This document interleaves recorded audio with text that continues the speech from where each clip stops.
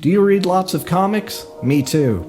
Have you ever drawn anything that's worth a damn? Me neither. When I first started devouring graphic novels, I fell into the story so much, and then I realized, like, oh, there's like little credits. It tells me who's responsible, and I noticed there was something called a writer. There's plenty of books, and you can look these people online, and and then you learn how a comic script is made, the various different ways of doing that, and I thought, that's what I want to do. That's really what I want to do. But then with that, you need an artist. Unless you are going to do the drawing yourself, which is a lot of work, and I tried and got frustrated. And then you might think, hey, there's AI art now. Maybe on a single panel it does pretty well, but if you want that same character doing that same thing and doing a different thing in that same world, it doesn't do so well. There's so much drift, way more than you'd get with an actual human being. So here's the system I built. I made 2 graphic novels before AI art existed without having to learn how to draw. So this video isn't going to be a tutorial, sort of the story of how that method came to exist. I used 3D modeling software, which is very complicated, so I'm not going to go in depth.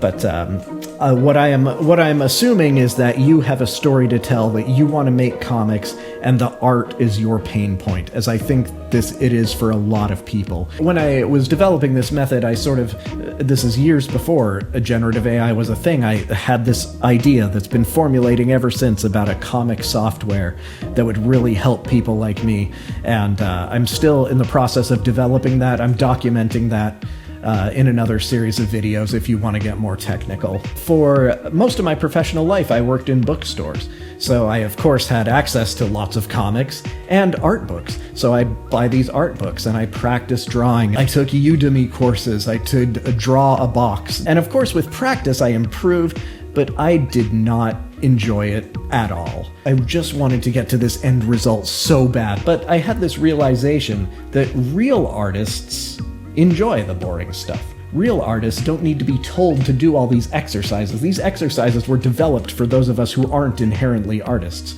Real artists are out in the world and see a cool reflection or a shadow and go, yes, they either have their notebook right there, or they'll take a picture of the thing, I'm gonna try that later. They see a group of people and notice all the different gestures and be like, how quickly could I get all that down? How quickly could I approximate that? They think like that. In the same way that real musical people can sit down with their instrument or whatever and just putz around and not really have a goal. Like, chances are, if you're sitting down to practice, you do have a larger goal, but the process is just as enjoyable, and you're going to spend a lot more time practicing than you are bathing in glory. So if you're not enjoying that, then it's probably time to focus on something else, right? In order to reframe this, I thought there must be another way around. Since I was reading these comic scripts, which very much, at least the ones I read and the style I adopted, is the one that sort of breaks them down panel by panel.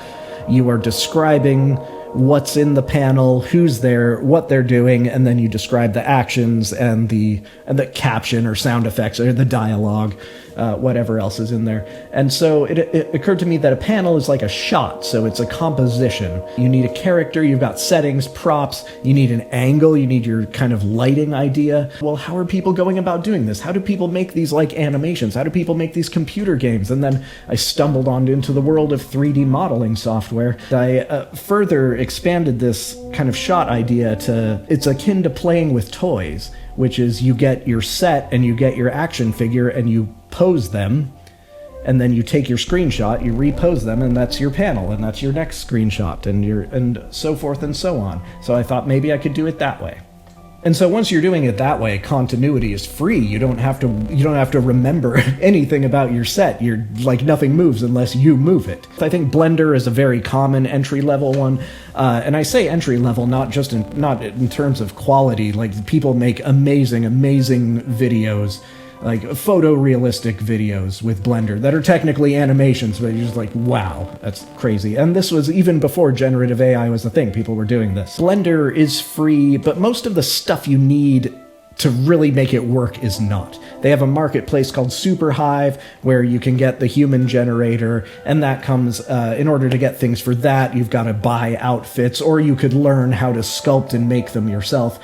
Again, that's very, very technical, so I think most people would rather just have the outfits.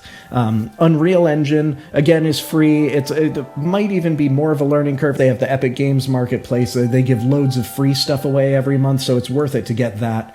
You can get loads of sets, which you can then use different pieces of sets. You can kind of rebuild your own houses without having to create the materials from scratch, which is nice. But again, it's also... you have this trade-off. They don't have their own kind of character generator, so I used Character Creator from Reallusion, which only is for PC. I bought a PC just to do this, just to run Unreal Engine on and get that character creator, and that's great, but again, very expensive to get all the outfits and stuff you need. So there's a lot of upfront cost and setup to do this, but once you have it set up, you can just jam through panel after panel and page, and they just pile up, and it's quite amazing once you actually do the upfront work. Once you get your screenshot or your screenshot, your render, whatever. For Blender, it gives you a rendered photo, and I would take that into Procreate. I would lower the opacity very much so that it was transparent against a white background, and then I would literally, with the Apple Pencil, whatever, I would just trace over everything I wanted inked. So I did all my own inking. I would trace the lines in people's hair and every piece of furniture, and then I would use the eyedropper to grab the color, and then I would fill the thing in with that color. So then you have, and of course you have to do that on a separate layer, after increasing the opacity of your original image to 100%, which now you can't see anymore because it's covered by these blocky solid colors. If you lower the opacity on your colors layer very slightly, the shading and shadows from the original image comes out, and that saves you a world of time. Once in Procreate, it's very easy to add, assuming you've composed the shot correctly. It's trial and error. You picture it in your head. The way you picture it in your head often doesn't work the way it comes out in reality, so there's editing, there's all that normal fun stuff. For the Unreal Engine, I would just take a screenshot and I'd send that directly to Photoshop, and there's many settings in Photoshop you can use to cartoonify it to your heart's content, and then once that was done, I would do the same thing. I would look at it. I just really like working with the Apple Pencil in Procreate, and so that's where I would add the dialogue and such after that, and I'd lay out all the pages in there. And I would do this. I would shoot about I would shoot about 3 pages. And then before I moved on to the next task, that's about as much as I could do without going crazy by doing the same thing over and over and over again. 3 pages of setting people up and moving them around, and then 3 pages of coloring and inking, and then 3 pages of dialogue and captions. And it still took quite a long time, but not nearly as long as drawing it myself would have been. So that was my old workflow. As I said, I'm building a new software. I have no idea how long this could take because I've tried to build it various times. My ideal software is a kind of compilation of other softwares. There's a reason these programs were all separate to begin with. It's because they each do what they do pretty well, and combining them together would probably lower the quality of each. But at the same time, I was barely using each program to its full capacity, so that's kind of what I'm banking on. But with the innovations of AI and agentic workflows and such, I think I can really make something really cool. The real takeaway from this is that there's creative paths around your problems. Things that seem impossible to you aren't impossible, and the only reason we have what we have nowadays is because people decided it wasn't impossible, and they're going to keep trying until they make it work. No matter what your artistic dreams are, whether it's full-on filmmaking or making comics or writing, thinking ways around your problems, creative ways that other people haven't tried, is not a deviation from the process. It's part of the process. It is the process. It's one of the most enjoyable parts of the process because it absorbs you fully. And it distracts you from this kind of just this pull to the future you have. Like, I just want to get to the part where people are calling me a genius all day. That part is not helpful. It's doing the work and becoming the type of person that you want to become that's helpful. And figuring out your unique creative way to do it is what makes you the person you want to be. Thanks.